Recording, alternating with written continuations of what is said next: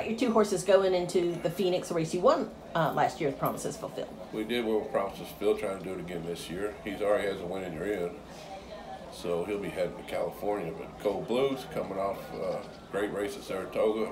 He's stepping up to the big leagues, and you know he's got a chance to run big enough to punch a ticket out there. And a couple of stakes early on. He's, of course, we always had high hopes for. He just seemed to never really reach his potential. But this summer at Ellis or Saratoga, it seemed like it changed, and he jumped up and ran a huge race. You had 4 horses that went in the Vosburg, the win in New York, and they got, what, 11 or something? Including the last 2 winners of the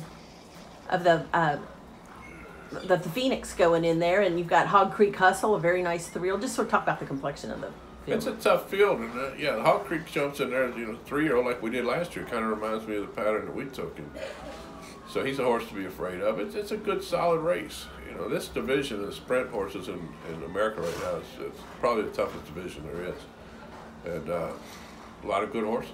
Cove Blue's taken a long time to come out and run like we did at Saratoga. We've been waiting for his breakthrough race, but he's been training well all year. He's had put a couple of good races back to back, and I think just had his breakthrough. And you know, it's funny, he's running against his brother in there, recruiting ready, and that's took him a long time. If you look at his form to really get to the big leagues, he's actually a year older. So it's an interesting race. There's a lot of angles, a lot of things to watch and see how they play out. What do we make of Promises Fulfilled's last race? Well, it's concerning because I never found out anything that went wrong in his last race. But you know, the rail was so bad that day, and you saw 3 or 4 horses that had low odds do the same thing. They run at 3/8 pole and just back up. That's very uncharacteristic of him. Don't expect anything like that tomorrow.